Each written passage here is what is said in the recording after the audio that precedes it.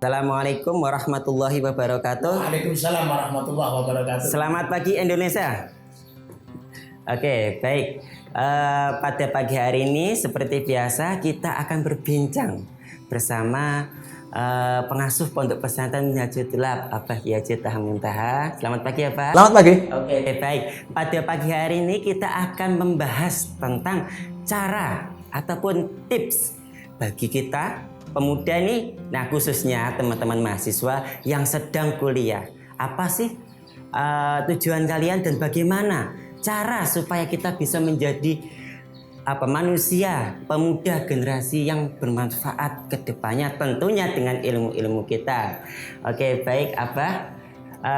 Kita akan membahas dan berbicara terkait dengan cara dan juga kiat-kiat supaya kita bisa menjadi pribadi yang baik dan juga bermanfaat. Terima kasih Mas Dhani. Saya sebelum jawab kepengen tanya ini Mas Dhani. Wah, saya dengar Mas Dhani ini Jogja ya? Iya Pak. Masya Allah. Gimana kuliahnya S1 sudah? Alhamdulillah sudah. Wih, alhamdulillah selamat. Kapan itu?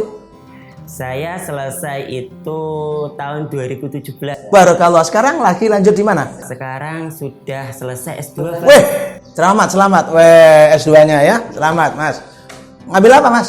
Saya mengambil, kalau prodinya itu ya, prodinya itu studi Al-Quran dan hadis. Terima kasih, barakallah, luar biasa. Masya Allah. Gimana, Komlut? Masya Allah. Ini betul-betul Mas Dhani jadi inspirasi bagi yang lain. Kuliah lanjut S1, S2, dan sekarang insya Allah sebentar lagi kuliah di S Mertua ya. Terima kasih Mas Dhani. Kami sangat tertarik dengan pertanyaan tadi. Bagaimana kita bisa mendapatkan ilmu yang manfaat, itu yang terpenting. Kita tahu bahwa ada satu dokumen dalam Al-Quran ya, kita sudah hafal, yarfa'illahu ladzina amanu minkum walladzina utul ilma darajat, bahwa pemilik ilmu atau orang yang menuntut ilmu itu akan diberi reward oleh Allah. Rewardnya apa? Yarfa, akan dinaikkan apa derajatnya, kedudukannya. Nah ini penting, seperti ilustrasi begini Mas. Sama-sama orang itu misalnya kerja, ya sama-sama orang itu kerja, tapi bisa jadi upahnya berbeda ketika dia menggunakan otak atau dengan okolnya. Ya. Karena ilmu itu konsumsi akal. Nah, kalau okol ini nggak perlu pakai otak, gitu ya. Cukup dengkul. Nah, itu ya. Maka disitulah kemudian orang-orang yang disebut sukses itu selalu menggunakan akalnya. Dan itu adalah karunia agung yang diberikan Allah kepada kita. Nah, kemudian bicara tentang mencari ilmu yang sukses itu ada juga yang tidak sukses sebenarnya. Kita penting untuk melihat itu. Ada juga Pak? Ada. Seperti ini bukan orang sembarangan. Nabiullah Musa alaihissalam itu pernah tidak sukses. Jadi kalau orang sekolah itu nggak lulus. Nah, ketidaklulusan itu harus kita cari masalahnya apa. Ini loh penting. Supaya nanti kita bisa sukses, tentu mencari referensi. Ada yang tidak sukses. Gitu ya. Kita sebelum bicara yang sukses, kita yang tidak sukses. Nah yang tidak sukses itu apa? Ketika Nabi Musa disuruh mencari ilmu kepada Nabi Khidir. Karena di atas langit masih ada langit. Kan bahasanya begitu. Fauqa kulli dzi ilmin. Kan di atas yang berilmu masih ada yang lebih alim. Siapa? Dia disuruh mencari lokasi. Jadi orang berilmu itu kalau ingin mendapatkannya, dia harus punya kesungguhan. Walaupun itu kayak impossible. Coba lihat, lokasi yang ditunjukkan oleh Allah itu kan bahasa inisial, pertemuan dua lautan. Jadi bukan alamatnya mana, Bandar Lampung, nomor berapa, gang apa gitu, enggak. Tapi inisial, bertemunya dua lautan. Yang kedua inisialnya adalah ketika yang mati itu tampak hidup kembali. Ini lokasi. Bisa jadi ini bahasa isyarat. Bertemuannya dua lautan ini jangan diartikan hanya sebagai sebuah lokasi geografis, tapi itu juga lokasi kebatinan seorang pencari ilmu. Majma' al-Bahrain namanya. Apa? Nah, nanti ketemu dengan kegagalannya Nabi Musa tadi. Kok disebut Majma'ul Bahrain? Karena bertemunya dua lautan itu berarti daerah bebas gravitasi. Ini bahasa isyarat. Artinya supaya ilmu kita itu objektif, kita harus lepas dari gravitasi. Bab kalau kita ini mencari ilmu lalu kita tidak objektif, terpengaruh oleh isu-isu atau muatan-muatan khusus, jadinya tidak objektif. Maka Majma'ul Bahrain ini sebagai modal awal. Supaya kita ini pinter, kita harus bebas gravitasi. Karena ilmu itu pakai logika. Logika itu diuji. Dan orang barat punya budaya itu. Orang-orang yang tidak lepas dari gravitasi, ilmunya belum didapat, emosinya sudah didahulukan. Emosinya dulu didahulukan. Karena menyangkut isu-isu yang berkaitan dengan mungkin sensitivitas. Betul sekali itu, Pak. Ini yang penting. Jadi kenapa lokasinya itu Majma'ul Bahrain? Ketemu jodoh-jodohan itu artinya ada pesan sebelum kamu cari ilmu, untuk membahas objektivitas kita harus lepas gravitasi. Itu yang pertama. Yang kedua inisialnya apa? Yang mati bisa kayak hidup kembali, ikan itu ya. Iya, betul. Ini isyarat bahwa ilmu itu harus bisa menghidupkan, mencerahkan. Jadi ilmu yang kita dapat ini seperti pelita. Jangan kemudian kita dapat ilmu, ada namanya kan ada ilmu hitam misalnya gitu ya. Ya, itu kan enggak mencerahkan. Saya menggelapkan. Menggelapkan, namanya ilmu hitam kan begitu ya bahasanya. Jadi kenapa di situ ada bahasa yang mati kayak hidup kembali? Karena kita dengan ilmu itu harus bisa mencerahkan. Dicari oleh Nabi Musa ketika itu. Ketemulah lokasinya. Oke, kita nggak ngomong lokasi dengan peta geografis. Kita lanjutkan saja. Begitu ketemu dengan orangnya di situ, beliau mengajaknya naik sebuah perahu. Nabi Musa tidak diberitahu kondisi perahu seperti apa, nanti di dalamnya seperti apa, nggak diberitahu. Cuma sebelum naik perahu, si guru ini bilang, pesen, kamu bisa lulus di sekolah hidup ini sekolah hidup namanya. Ini sekolah hidup. Naik perahu sekolah hidup. Ya, sekolah hidup. Iya, betul, Oh, betul. hidup ini kan naik perahu kan? Iya. Gelombang yang kadang tinggi, ya, kadang kuat, kadang keras, kadang landai. Kenapa kok yang dipilih perahu kan sekolah hidup itu?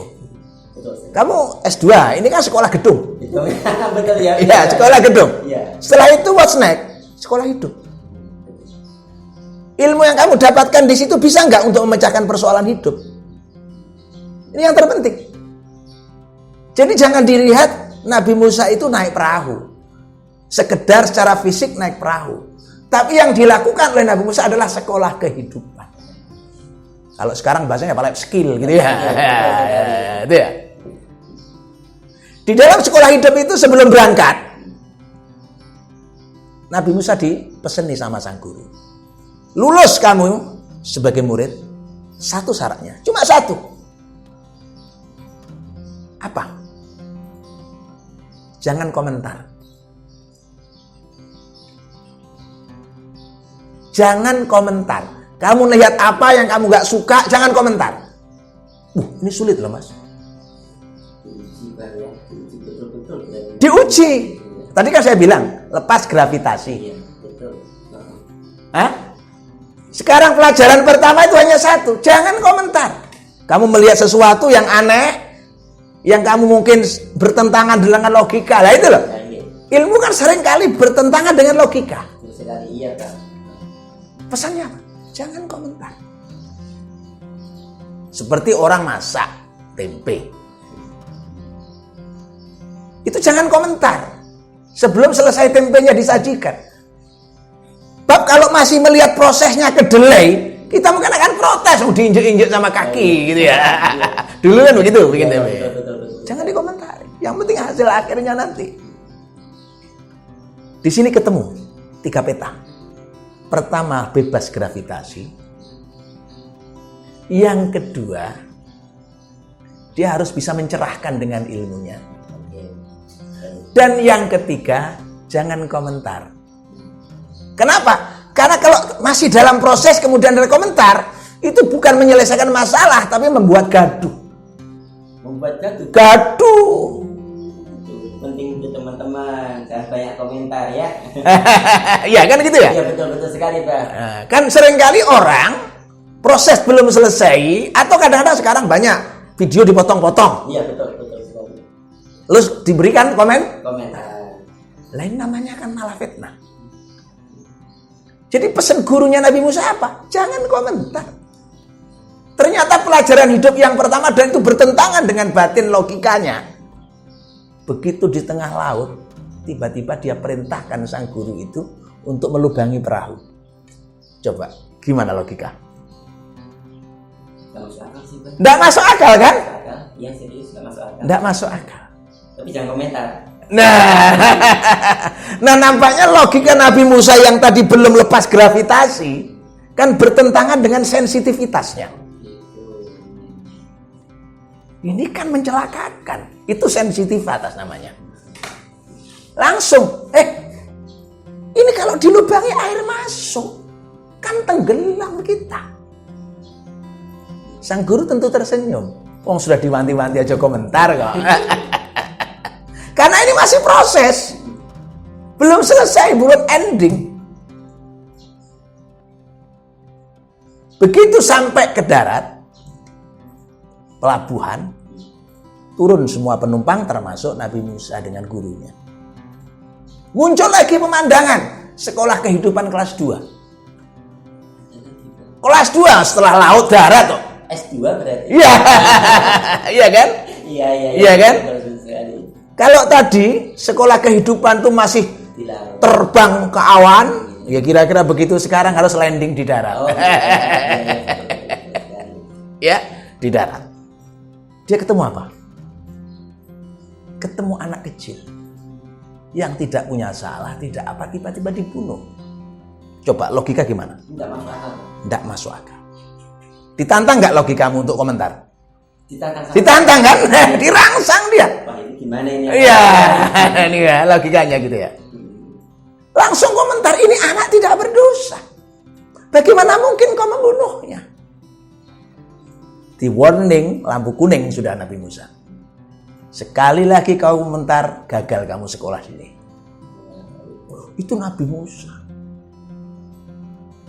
Jadi ternyata orang kalau belajar atau menuntut ilmu, itu halangannya banyak. Bukan eksternal, tapi internal kita. Tadi itu apa? Eksternalnya kan nggak ada. Ternyata yang paling kuat itu internal kita. Yang dari dalam kita. Kan tertantang itu logikanya, tertantang emosinya. Batinnya. Waduh, gaduh betul itu di dalam. Sekali lagi kamu komentar, nggak lulus. Setelah itu berjalan, lapar, haus, karena jauh, ketemu rumah yang sudah mau roboh. Apa kata sang guru? Ayo, kita rehat ini rumah. Oh, bahasanya bedah rumah. Ya kan? Iya, betul. Itu pun Nabi Musa nggak bisa mengendalikan nafsu komentarnya. Apakah engkau akan mendapatkan upah dengan membangun ini?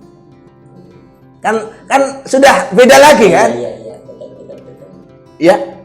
Jadi apakah dengan bedah rumah ini kamu akan mendapatkan upah? Karena situasinya memang dia sudah lapar lah, sudah haus lah. Barangkali ini jual jasa, gitu ya. Betul. Mencari keuangan, mencari uang. Ah, itu kan betul. Akhirnya apa sang guru? Sudah sampai di sini saja kamu. Nggak lulus bahasanya. Nggak lulus. Nggak diwisuda. Karena 3 kali kejadian dia menemukan peristiwa itu melanggar. Komen. Apa pesan terkirimnya? Jangan berkomentar sebelum selesai. Lah ini kan masih di setengah jalan. Apa kemudian diterangkan? Sang guru kan lebih tahu pengalaman. Dia tahu masa depan dalam tanda petik uripe luwih suwi ketimbang murite. Iya betul sekali Pak. Oh ya? Iya. Lawakmu umur piro?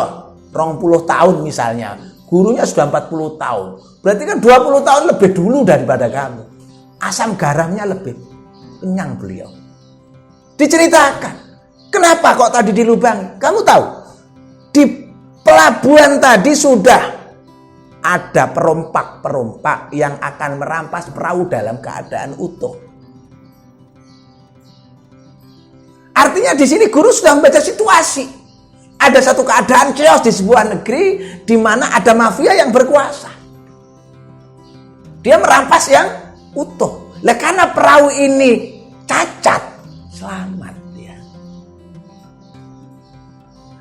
Jadi intinya Tuan Guru tadi ingin menyelamatkan orang sekampung. Orang sedunia istilahnya. Supaya apa? Enggak dirampas, diberikan cacat dulu lobang. Waduh, ini guru hebat kan? Wah, itu luar biasa itu, Pak. Tahu sebelum kejadian. Ya paling tidak karena pengalamannya. Pengalamannya itu yang penting itu, Pak, ya. Pengalaman. Ya, karena udah banyak memakan asam garam. Betul sekali. Kan? Yang kedua, kenapa anak ini saya bunuh? Ini besok kalau dibiarkan besar, dia durhaka. Orang tuanya orang baik. Supaya dia tidak durhaka. Nah, artinya apa? Ini loh, Pak. Artinya apa? Di sini kita ada pesan. Jangan sampai muncul generasi-generasi durhaka. Maka dalam Al-Quran itu ada bahasa yang mewajibkan kita menjaga itu generasi bukan anak saja, sampai ke cucu. Sampai ke cucu. Ya. Ku anfusakum wa ahlikum naro. Ahli itu kan banyak. Bisa generasi kedua, ketiga. Contoh begini. Orang berhasil itu bukan karena mengantarkan anaknya saja loh ya. Sampai ke cucu kalau bisa. Contoh, Kiai Haji Hasyim Asy'ari. Oh, iya. Sukses. Punya anak, Wahid Hasyim. Sukses. Punya anak, Abdurrahman Wahid. Ini namanya cucu. Terus nyambung. Iya kan? Nah, jadi kesuksesan harus kita pastikan sampai ke cucu. Kalau kita orang tua, bagaimana anak saya, bagaimana cucu saya. Itu yang dimaksud pesanku anfusakum. Dan itu nyambung dengan bahasa tadi. Kenapa kok dibunuh? Supaya tidak lahir generasi yang durhaka kepada orang tua. Nah, yang ketiga. Ada rumah yang hampir roboh. Kenapa harus kita rehab? Bahasanya satu. Rumah ini ternyata milik anak yatim yang di dalamnya ada harta karun. Dia nggak menempati karena nggak jelek rumahnya. Coba kita bangun supaya dia mau. Nah artinya apa? Ya artinya kayak kita di Indonesia ini. Indonesia ini kan rumah yang penuh dengan harta karun di dalamnya. Betul sekali, Pak. Yang barangkali agak reot-reot gitu ya. Maaf ya, maaf. Orang nggak tertarik tinggal di sini, makanya banyak yang kerja di luar negeri, Hong Kong, Taiwan gitu ya. Padahal di dalam negeri ini ada emas. Maka pesan terkirim dari peristiwa yang ketiga itu, bangun infrastruktur yang bagus di negeri ini, bangun regulasi yang bagus negeri ini, hingga penduduknya nyaman, mereka tinggal di dalam dan bekerja di dalam, lalu dia mau menjadi orang-orang yang patriotis membangun negerinya. Maka tadi jawabannya sederhana. Bagaimana cara mencari ilmu yang manfaat? Lepas gravitasi. Tujuan mencari ilmu untuk mencerahkan. Yang ketiga, jangan komen kalau belum selesai. Oke. Ya. Terima kasih, luar biasa itu teman-teman ya. Nah, ini terkhusus untuk alumni dan umumnya untuk teman-teman pemuda generasi masa depan. Nah, 3 tips untuk mencari ilmu supaya bermanfaat tadi. Semoga kita semuanya bisa menjadi generasi yang mampu meneruskan estafet perjuangan para leluhur dan para pendahulu kita. Dan bisa memberikan sumbangsih mengisi kemerdekaan yang lebih baik lagi. Nah, cukup sekian dari saya. Besok ketemu lagi di Selamat Pagi Indonesia. Sekian, assalamualaikum warahmatullahi wabarakatuh. Waalaikumsalam warahmatullahi wabarakatuh.